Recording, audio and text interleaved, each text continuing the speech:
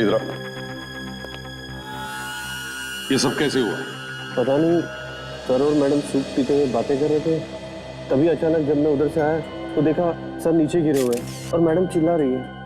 फिर मैंने एम्बुलेंस को फोन करके बुलाने की कोशिश की, लेकिन तब तक बहुत देर हो चुकी थी और इनकी मौत हो गई थी। यहाँ बैठकर सूप पी रहे थे? जी। कुछ उल्टा सुल्टा तो नहीं खिलाया? सर ऐसा क्यों करेंगे सर? हम ऐसा करने से तो हम खुद फंस जाएंगे, और हमारे रेस्टोरेंट में कौन आएगा ऐसे? तो अभी पता चल जाएगा जब हमारे फोरेंसिक सर्जन आएंगे, समझे? सर आप तो खामखा हम पर शक कर रहे हैं। खामखा शक नहीं कर रहा हूँ। इस आदमी की मौत हुई है तुम्हारे होटल में खाना खाते हुए, समझे? मैं कह चुका हूँ ये खाना नहीं सूप पी रहे थे। हाँ सूप ही सही, मगर यहाँ तुम्हारे रेस्टोरेंट में ही खा रहे थे ना? क्यों? उन्होंने जो सूप पिया था वो इन्होंने भी पिया था सर, उन्हें तो कुछ नहीं हुआ। मैडम ने भी वही सूप पिया? जी। देखते हैं।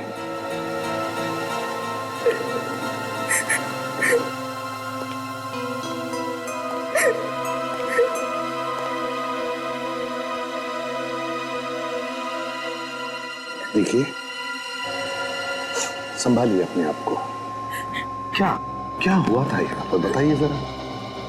हम लोग तो यहाँ पर सूप पीते पीते हंसी मजाक कर रहे थे और फिर सडनली दीपक के गले में खराश होने लगी। एक मिनट, क्या कहा आपने? दीपक के गले में खराश हो रही थी? जी।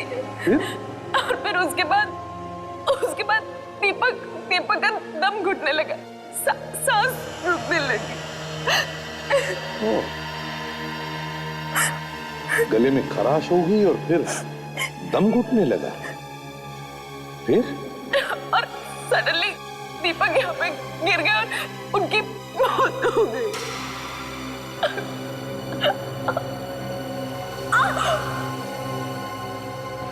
क्या हुआ? कविता जी क्या हुआ? कविता, कविता, कविता क्या हो रहा है? कविता,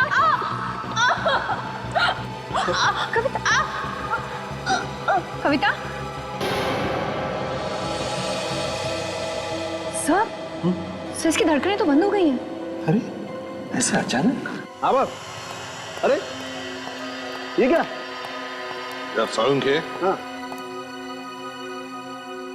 एक के बदले दो मौतें हुई है यहाँ पर। दो? यहाँ पहले ये और फिर ये मैडम अभी कुछ ही सेकंड्स पहले मेरे साथ बातें कर रही थी, गिर गई। अच्छा, सूप पी रहे थे यहाँ इस टेबल पर बैठ के। मैं चेक करता हूँ। हाँ देखो।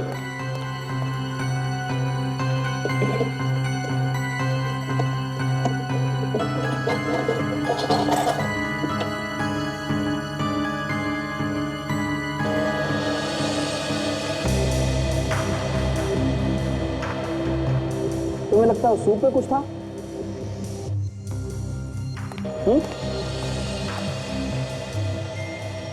बिल्कुल, सूप में जरूर कुछ ना कुछ तो था, क्योंकि मरने से पहले इसके गले में खराश होगी और फिर सांस लेने में तकलीफ हो रही, फिर इसकी मौत हो गई। और ये मैडम मेरे सामने अपना पेट पकड़कर गिर गई। ऐसे पेट पकड़ रही थी जैसे पेट में बहुत दर्द हो रहा था।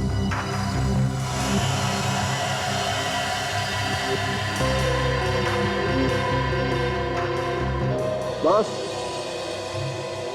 तुम्हारा शक सही है, शायद इनकी मौत जहर की वजह से ही हुई है। जहर? सुन लिया? जहर? हाँ जहर। सर हम अपने ही खाने में जहर क्यों मिलाएंगे? एक मिनट, सूप पी रहा था ना ये? जी। वो सूप फेंक तो नहीं दिया तुमने? नहीं, हमने हाथ भी नहीं लगाया, यहीं पर रखा हुआ है। अच्छा किया, मैं चेक करता हूँ। सब जहर आप पीछे हटिया।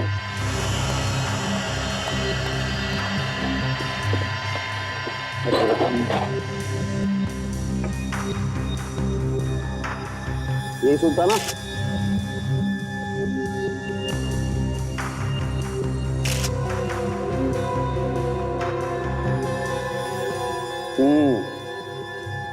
ये देखो बॉस, सूप में 100% जहर है। क्यों?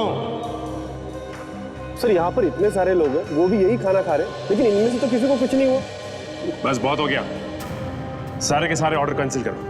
और टेबल पे जितना भी खाने पीने का सामान पड़ा है हटाओ यहाँ से, उससे पहले कि किसी और की मौत हो जाए। सचिन, रेस्टोरेंट का जितना भी स्टाफ है सबको एक जगह इकट्ठा करो और रेस्टोरेंट से कोई भी बाहर नहीं जाएगा, कोई भी नहीं। तुम्हारा किचन का है। आइए।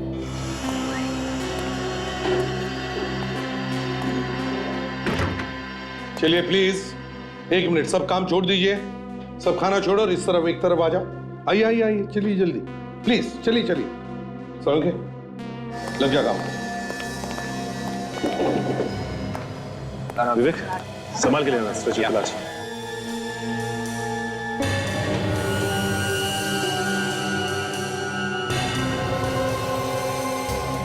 संभाल के आराम से संभाल के।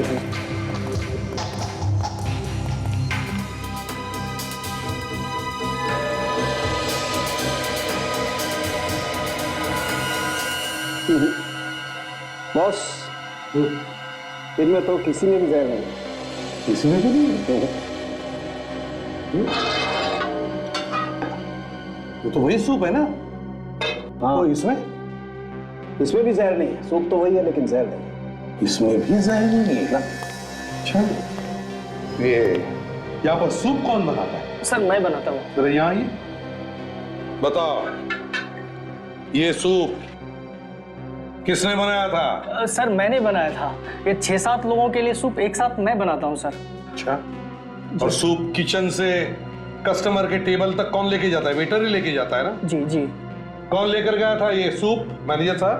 सर मेरे ख्याल से हरपेश। हरपेश?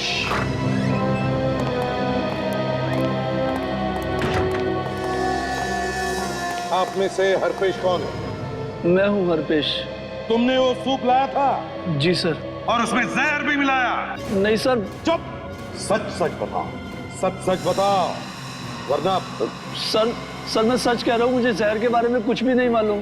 अगर तुमने ये सब नहीं किया तो फिर किसने किया? ये सूप तो तुम ही लेके आए थे ना? सर ये काफी सालों से हमारे साथ काम कर रहा है, ये ऐसा नहीं कर सकता। चुप रहो। मैं सच कह रहा हूँ सर, मैंने कुछ नहीं किया। फिर कहां से आया था? मुझे कुछ नहीं मालूम सर। लेकिन अगर किचन से तुम सूप लेके आए तो बीच में किसी से मिले थे तुम, या किसी कारण से किसी और को सूप दिया तुमने? जब मैं सूप लेने किचन में गया तो वहां पर शेफ नहीं था, मैंने खुद ही बाउल में सूप डाल लिया। अच्छा ठीक है, अगर वहां कुछ नहीं हुआ तो किचन से यहाँ तक आते समय तुम किसी से मिले थे या टकराए थे? याद करो।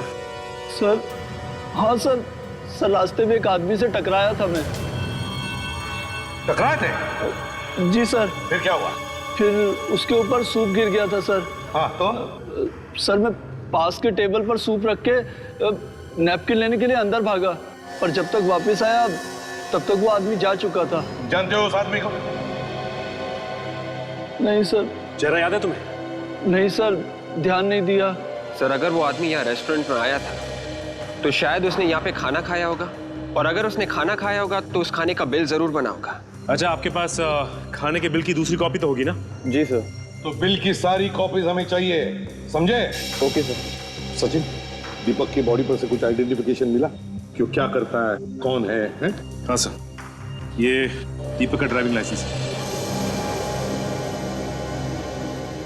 काजल, दीपक और कविता के सेल फोन पर जो फोन्स आए थे और जो फोन उन्होंने किए उन सब की लिस्ट बनाओ। इस दीपक के घर जाकर देखना चाहिए। जी कहिए। नौकर ने बताया कि आप लोग सीआईडी से हैं। जी हाँ, हम लोग सीआईडी से हैं। क्या बात है सर? देखिए, हम दीपक और कविता के बारे में आपसे बात करने आए हैं। भैया भाभी? पर वो तो घर पे नहीं है। हमें पता है आपकी भैया भाभी घर पर नहीं है। मैं कुछ समझा नहीं सर। आप हितेश? हितेश दीपक के भाई हो ना? जी। क्या बात है सर? देखो हितेश, तुम्हारी भैया भाभी की, मेरा मतलब है दीपक और कविता की मौत हो गई है। क्या? भैया और भाभी? ये नहीं हो सकता सर। देखिए, संभालिए अपने आप को, संभालिए। ये सब कैसे हो गया सर?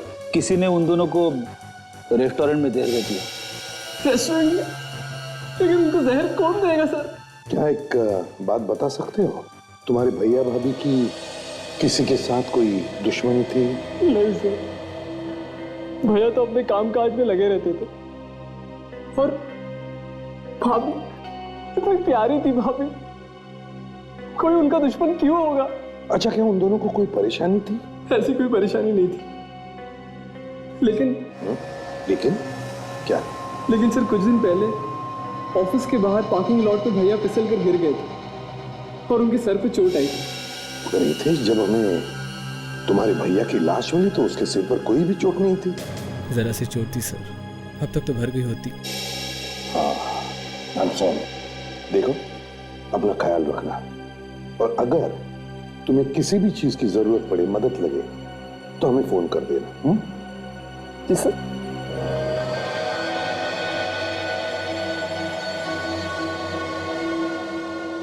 रेस्टोरेंट में सूप लेकर आने वाले वेटर से जो आदमी टकराया था, उसी ने उस सूप में जहर मिलाया है, क्योंकि ये सब करने के लिए सिर्फ उसी आदमी को मौका था। Okay, thanks sir. हाँ सचिन। सर, जिन जिन लोगों ने रेस्टोरेंट में क्रेडिट कार्ड से पेमेंट की थी, उनमें दीपक की वाइफ कविता का नाम दिया सर। क्या? कविता का भी नाम है? अरे लेकिन कविता की मौत तो बिल पेमेंट करने से पहले ही हो गई थी ना, फिर कैसा बिल पे किया उसने और किसके लिए? सचिन, देखो जरा बिल में, देखो किस चीज के पैसे भरे थे कविता ने। सर, ये सैंडविच और जूस के। क्या? सैंडविच और जूस? लेकिन सर, दीपक और कविता ने सिर्फ सूप ही पिया था। अगर कविता को बिल देना ही था तो वो सूप का देती, किसी और का खाया हुआ सैंडविच और जूस का बिल वो क्या देती सर? वही तो बेड़ी, वही तो, किसी और ने खाए हुए चीजों के पैसे कविता ने क्यों भरे? सर, हो सकता है वहां पे कोई और ऐसा आदमी था जिसे कविता जानती थी। बिल्कुल सर। हाँ, क्या पता चला? सर, मरने से थोड़ी देर पहले कविता को एक फोन आया था। फोन आया था? कहां से, किसका फोन था? कुछ पता लगा है तुमने? हाँ सर, जिस नंबर से फोन आया था वो फोन बंद है। जिस नंबर से कविता को फोन आया था वो फोन बंद है। फोन बंद है। हमें फिर से उस रेस्टोरेंट में जाना चाहिए।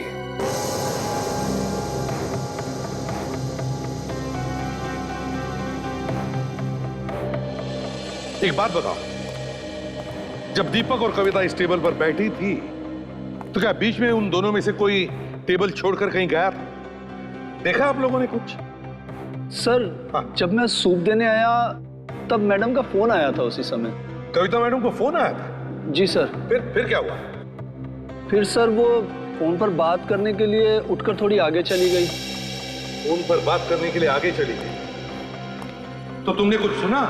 कुछ सुना फोन पर? क्या बातें हो रही थी? कानों पर कुछ पड़ा तुम्हारे? नहीं सर, पर ऐसा लगा जैसे वो किसी को ढूंढ रही हैं। ढूंढ रही है? जी सर। क्या ढूंढ रही है सर? सचिन, पता चल जाएगा किसको ढूंढ रही थी। लेकिन एक बात है, कविता जब फोन पर बात करते करते आगे निकल गई, तभी उसी दौरान कविता ने उस आदमी का भी बिल भर दिया, उस आदमी का जिसके साथ ये वेटर टकराया था। अब जल्दी से जल्दी पता लगाओ कविता को आखिरी फोन किसका आया था, किसका फोन है?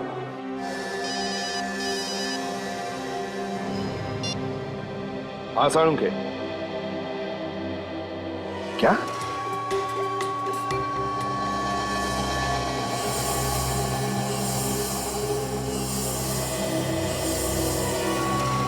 साळुंखे, क्या नया चक्कर है? दीपक के खोपड़ी का एक्सरे देखने के लिए तूने मुझे बुलाया? बॉस, मैंने इसकी बॉडी का स्कैन किया। हाँ, मुझे थोड़ा डाउट हुआ तो मैंने इसकी खोपड़ी का एक्सरे निकाला। देखो क्या मिला। माय गॉड साळुंखे, यार अब तक तो हम ये समझ रहे थे कि दीपक की मौत जहर से मरा है। हाँ, लेकिन ये देखो बॉस, खोपड़ी में तो गोली अटकी हुई है। हाँ, मगर साळुंखे, रेस्टोरेंट में तो कोई गोली चला ही नहीं सकता इस पर। वहां पर इतने सारे लोग थे और फिर कितना सारा खून भी बह जाता। हाँ सर, अगर ऐसा हुआ होता तो वहां तो हंगामा हो जाता। एक बात और बॉस, ये गोली इसकी खोपड़ी में काफी समय से, काफी टाइम से इसके खोपड़ी में अटक गई है गोली, और उसने निकालने की कोशिश भी नहीं की। पहली बार इस तरह का केस सुना है मैंने कि आदमी की खोपड़ी में गोली है और वो गोली लिए इधर उधर घूम रहा है। वही तो, इसीलिए दीपक की मौत हो गई। अगर ये गोली निकलवा लेता तो शायद ये बच जाता। देखो बॉस, गोली इसकी खोपड़ी में काफी समय से थी और जैसे जैसे सर के जख्म भरते गए गोली सर के अंदर और गहरे जाती गई। उस दिन जब ये उस रेस्टोरेंट में बैठा हुआ सूप पी रहा था, इसकी खोपड़ी में फंसी हुई गोली एक नस पे जाकर के टकराई, नस फट गई और अचानक इसकी मौत हो गई। संकेत, तुम्हारे कहने का मतलब है कि दीपक की मौत गोली लगने से हुई? हाँ। और फिर वो जहर था, दोनों सूप में जहर था, लेकिन बॉस जहर से सिर्फ कविता की मौत हुई है, दीपक की मौत इस गोली से हुई। सो हितेश ने हमें बताया था कि एक दिन अचानक दीपक अपने ऑफिस के बाहर फिसलकर गिर गया था। हो सकता है सर उसी समय किसी ने गोली मारी हो उसे। हाँ, हो सकता है। बेचारा कितना तड़पा होगा जब इसे गोली लगी।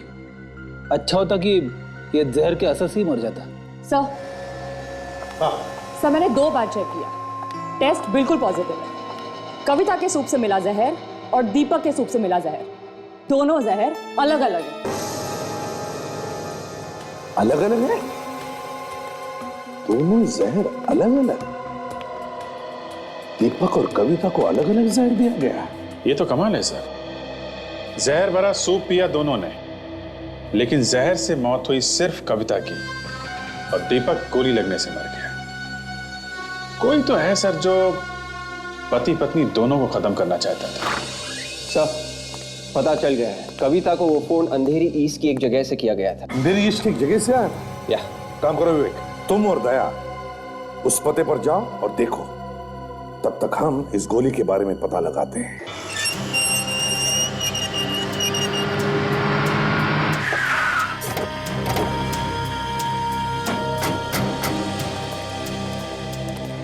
तो लगता है ये ऑफिस दीपक का ही है सर। वॉचमैन से पूछते। इधर आइए भाई साहब। जी साहब। ये बताइए कि ये ऑफिस दीपक साहब का ही है ना? हाँ साहब, बहुत अच्छे आदमी थे साहब। कुछ दिन पहले उनके सर में चोट आई थी, तो उसके बारे में तुम्हें कुछ मालूम है क्या? हाँ साहब। क्या हुआ था उस दिन? उस दिन साहब दीपक साहब वहाँ कार पार्किंग में अपनी गाड़ी लेने जा रहे थे कि अचानक फिसल कर गिर गए और उनके सर में चोट आई। वहां पर पार्किंग लॉट में जब वो अपनी गाड़ी लेने गए?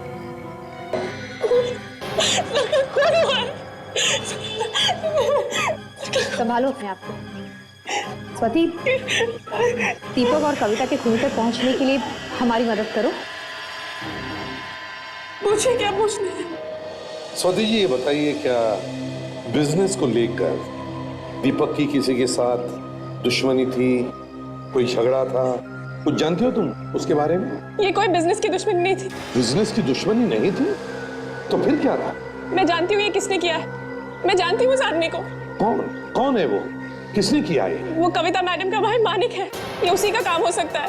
कविता का भाई मानिक? इस मानिक ने ये खून करवाए?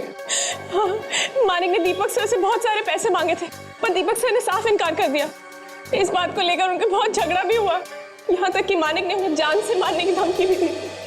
तो घूम फिर के ये सारा मामला पैसों का ही है। सर,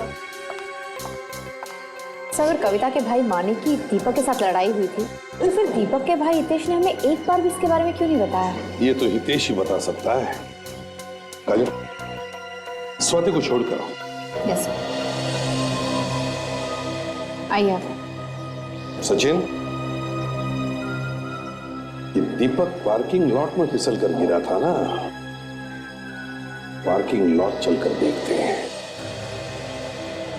सचिन, इस पार्किंग लॉट को अच्छी तरह से देखो, एक एक कोना छान मारो, एक एक इंच को सूंघो, हैं? अच्छी तरह से देखो। जाओ, फैल जाओ।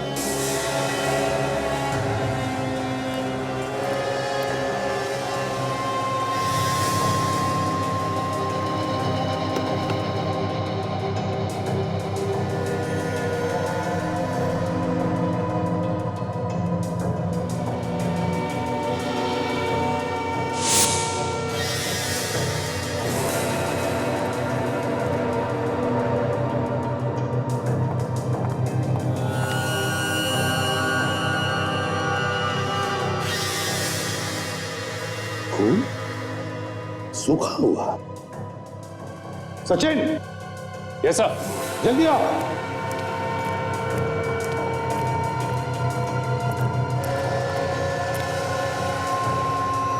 ये देखो, ये खून देखो सचिन।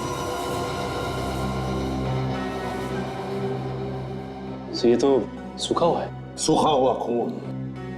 तो इसका मतलब है कि दीपक को वाकई गोली यहीं मारी गई है। पर कहां से? काम करो, ढूंढो ढूंढो, अच्छी तरह से ढूंढो, एक एक इंच को सूंघो फिर से। कोई ना कोई सबूत तो जरूर मिलेगा अगर दीपक को गोली यहां पर मारी है। ढूंढो अच्छी तरह से।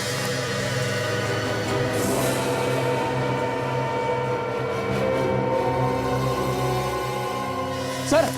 हाँ फ्रेडी, यहाँ ही है सर। क्या? ये देखिए सर, ये निशान देखिए। क्या क्या हो सकता है? एक मिनट, अगर ये खून दीपक का है तो फिर वो निशान,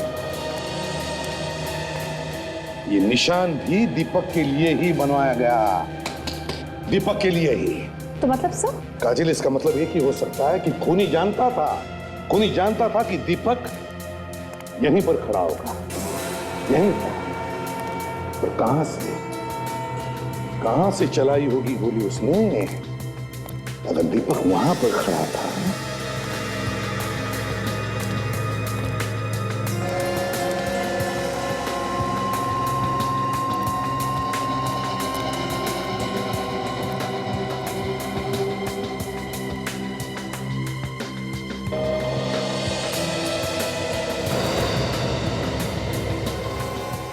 क्या है?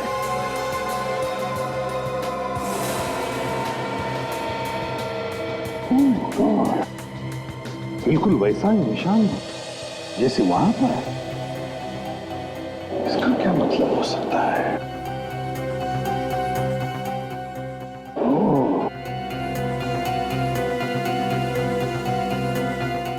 सचिन, ये देखो, ये वैसा ही निशान जैसा उस पिलर पे है। ये निशान खूनी का है। रेडी? हाँ सर। जरा पीछे होके खड़े हो जाओ। ये सर। बिल्कुल ऐसे समझो कि तुम अपनी गाड़ी के पास में खड़े हो। ऐसा खड़ा रहूं? हाँ, दरवाजे के पास। Okay sir. खूनी ने गोली यहां से चलाई है, इसका मतलब एक ही है कि दीपक की गाड़ी यहां इस पार्किंग लॉट में खड़ी होती थी हर रोज, और यहां पर खड़ा होता था वो गाड़ी के अंदर बैठने के लिए और गाड़ी से बाहर आने के लिए। और ये बात खूनी जानता था। हाँ अभी सर, इस तरफ। ठीक है, मिल गया, पहुंच गया। थैंक्स। सब हो रहा सर। पहले माले पे तीसरा दरवाजा। कविता को जिस नंबर से फोन आया था रेस्टोरेंट में, वही है सर। फोन पे बात करने के बाद फौरन कविता की मौत हो गई थी। हो सकता है शायद वो फोन किसी जरूरी काम से किया गया होगा।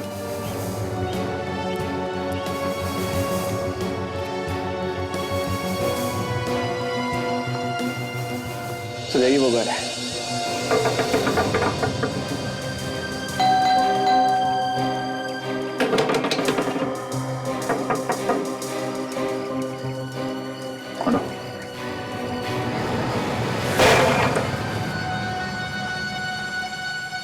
तो खाली लगा है, तो देखो अंदर।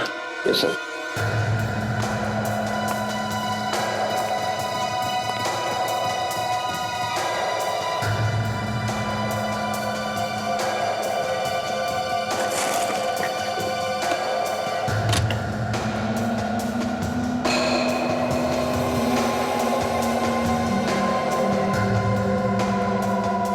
सर आ गए? क्या हुआ?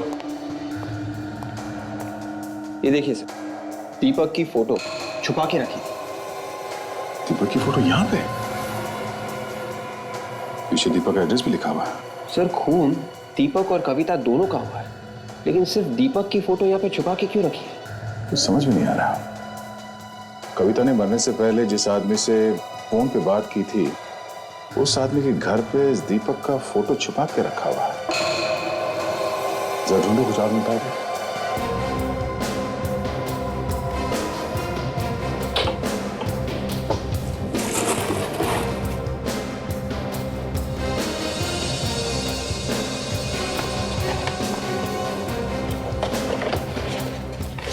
नक्शा? ओहो, ये देखो, ये बोर्ड पे खाना डिलाइट लिखा हुआ है। खाना डिलाइट तो उसी रेस्टोरेंट का नाम है जहां पे दीपक और कविता खाना खा रहे थे। मतलब साफ है, मरने से पहले कविता ने इस आदमी को वहां उस रेस्टोरेंट में आने के लिए कहा होगा। हाँ सर, मगर क्यों?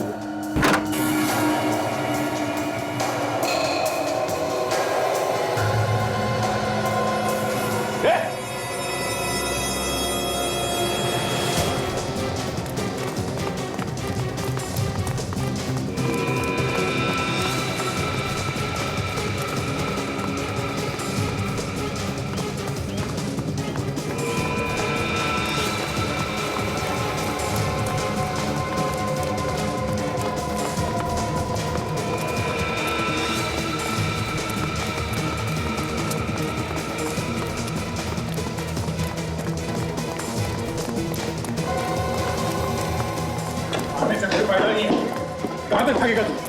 हाँ?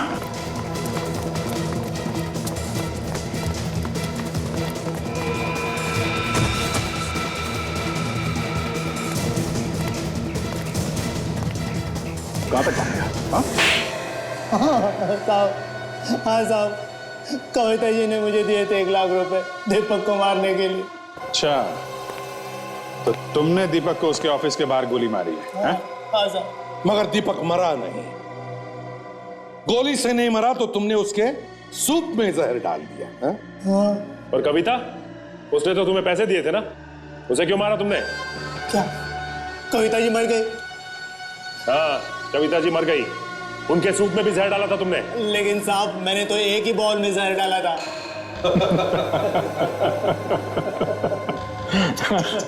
बड़ा बोला है बेचारा सर। सामने 2-2 बॉल पड़े थे, मगर इसने एक ही बॉल में जहर मिलाया। हाँ? तुम्हें कैसे मालूम था कि दीपक उसी बॉल में सूप पीने वाला था? हाँ? कविता भी तो थी वहां पे। साहब, मैंने उसी वक्त कविता जी को फोन किया था ये बताने के लिए कि मैंने किस वाले बॉल में जहर डाला है। फ्रेडी, ले जाओ सर। नहीं साहब, मैंने कविता जी को नहीं मारा है साहब। साहब, मेरी बात सुनो साहब, मेरा विश्वास करो साहब। ये तो कह रहा था कि इसने एक ही बॉल में जहर मिलाया, तो फिर कविता को जहर किसने दिया? वही तो, कविता को जहर किसने दिया? दोनों बॉल में जहर था, मगर अलग अलग जहर। और कविता दीपक को मारना चाहती थी, तो फिर कविता को कौन मारना चाहता था? आपने मुझे बुलाया सर? आओ। क्या बात है सर? क्या बात है? तुमने हमें कविता के भाई मानिक के बारे में क्यों नहीं बताया? क्यों छुपाया हमसे? मानिक? ओ मानिक सर, मेरे वो ध्यान में नहीं रहा। कुछ हो गया है क्या सर? जब हम दीपक के ऑफिस में पूछताछ करने गए थे, तब स्वाति ने हमें बताया कि मानिक और दीपक दोनों के बीच में पैसे को लेकर झगड़ा हुआ था। स्वाति ने आपसे बताया सर? हाँ, स्वाति ने बताया। किस लिए पैसे चाहिए थे मानिक को? सर भिखारी था सर वो, कमाई वमाई तो कुछ थी नहीं उसकी। लेकिन जब से कविता भाभी हमारे घर पर आए थे, उसे लगा उसकी लॉटरी निकल गई। लेकिन जब कविता भाभी ने पैसे देने से मना कर दिया तो वो दीपक भैया से पैसे मांगने लगा। और जब दीपक भैया ने भी मना कर दिया तो वो भिखारी उन्हें जान से मारने की धमकी दे रहा था।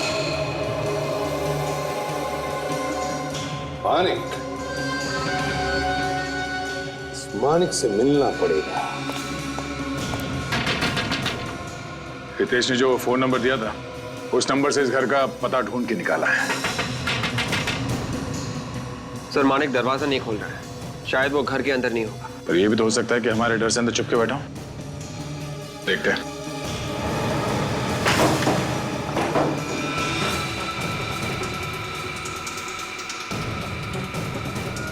मानिक,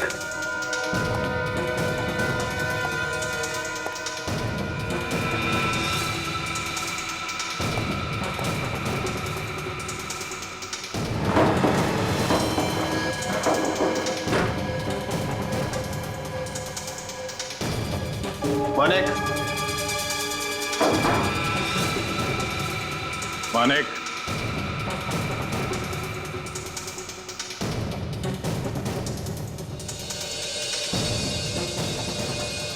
मानिक बाहर निकलो। यहां से भागने को कोई रास्ता नहीं है मानिक, बाहर निकलो। मुझे मालूम है तुम कहां। बाहर निकलो मानिक।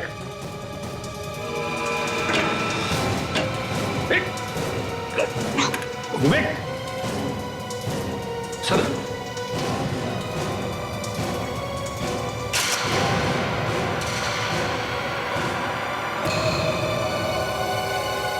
ये तो मर गया।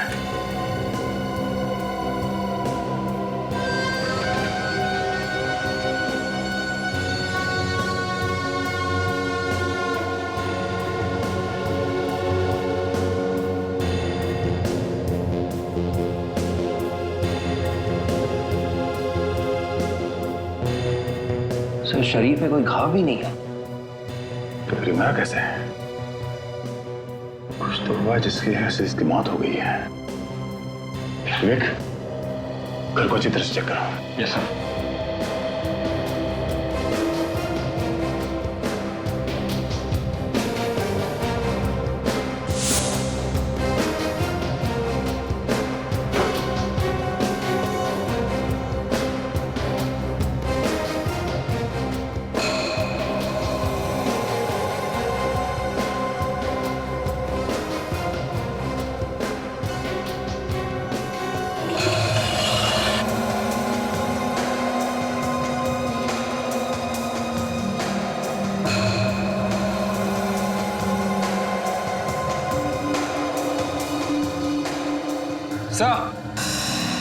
विवेक, विवेक, ये देखिए। ओह, लिपस्टिक का निशान। मतलब हमारे यहाँ आने से पहले मानिक से कोई लड़की मिलने आई थी।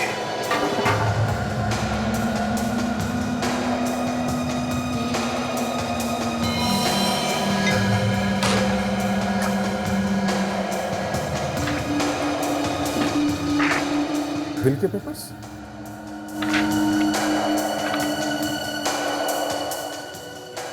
दीपक के बिल के पेपर्स? मानिक के घर में क्या कर रहे हैं?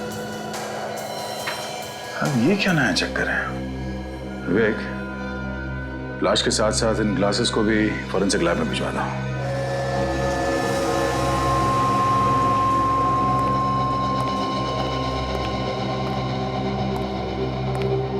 तो कविता और दीपक की मौत अलग अलग जहर से हुई है। हाँ वो तो मालूम है इन्हें। मगर मानिक की मौत जिस जहर से हुई है वो जहर, और जो जहर कविता को दिया गया है, दोनों मिलते हैं। अच्छा, बहुत सुना। क्या कहा साउंड के?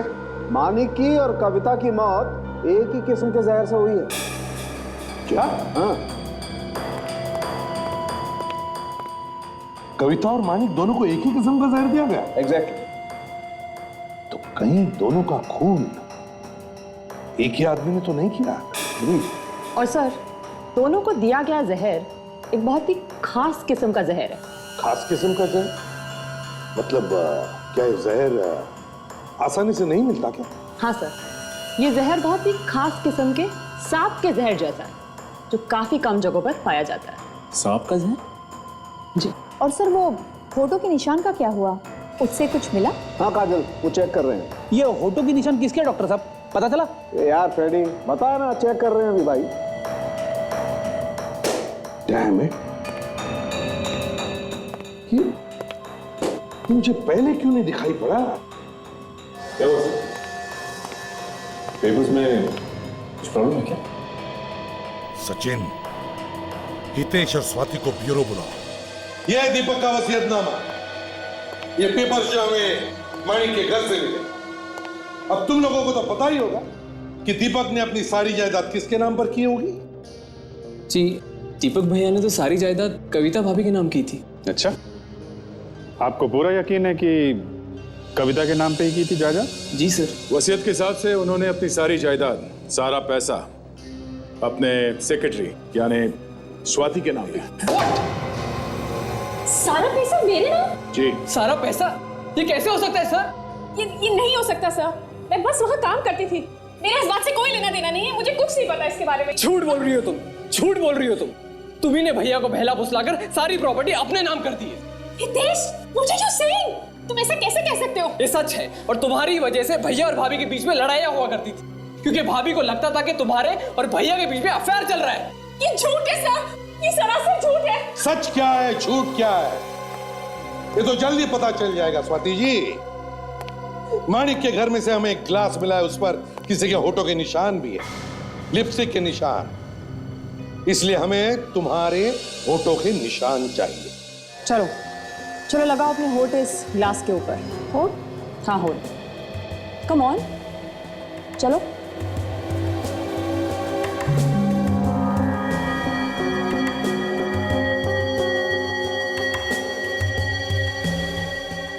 अभी पता चल जाएगा कि वो पहले वाले होठों के निशान और ये निशान, भी पता चल जाएगा कि वो पहले वाले होठों के निशान और ये निशान एक है कि नहीं। ये देखो बस, ये पहले वाले होठों के निशान है।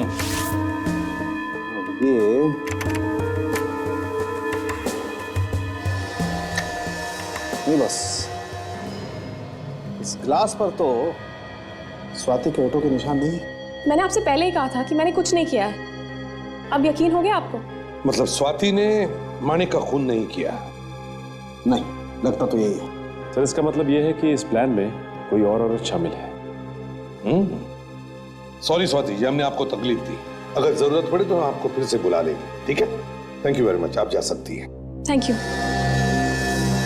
अगर स्वाति ने खून नहीं किया तो फिर किसने किया होगा? ये जो कोई भी है तो एक औरत ही। काजल, आदमी थोड़ी ना लिपस्टिक लगाएगा। सर ये केस जहां से शुरू हुआ था घूम फिर के वहीं पे आ गया ना।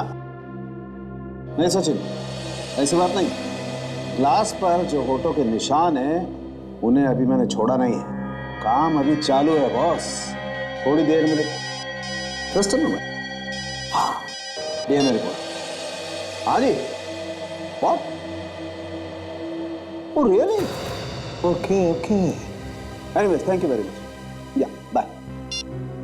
Boss, DNA report. माणिक के घर से ये जो ग्लास आपको मिला है, इस पर जो ये फोटो के निशान हैं, ये हमारे डीएनए रिकॉर्ड में नहीं है। और दूसरी चौंकाने वाली बात ये है कि ये होठों के निशान एक औरत के नहीं है बल्कि एक आदमी के हैं। देखा फ्रेडी सर, लिपस्टिक एक आदमी ने ही लगाई हुई थी। किसी आदमी ने लिपस्टिक लगाई थी और उसके होठों के निशान इस ग्लास पर आ गए। क्यों? क्या वो आदमी स्वाति को फंसाना चाहता था या फिर हमें गुमराह करना चाहता था? ये दरवाजा क्यों नहीं खोल रही थी? घर पर नहीं है क्या? स्वाति, स्वाति कहां? अचानक कहां गायब हो गई है? सर शायद खूनी यहाँ पे आया होगा। फ्रेडी, अगर खूनी यहां पर आया होगा तो जरूर कोई ना कोई सबूत छोड़कर गया होगा। तो ढूंढो, इस घर का एक एक कोना ढूंढो, देखो कुछ मिलता है क्या।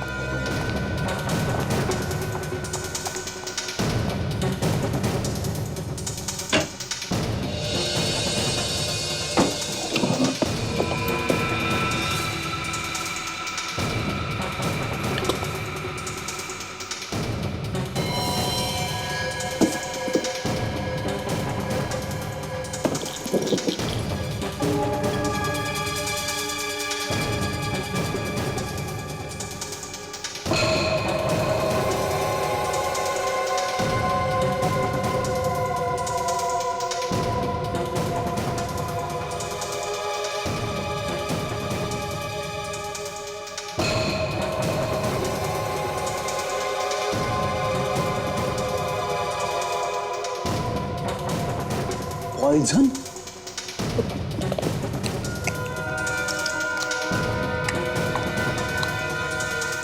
सर।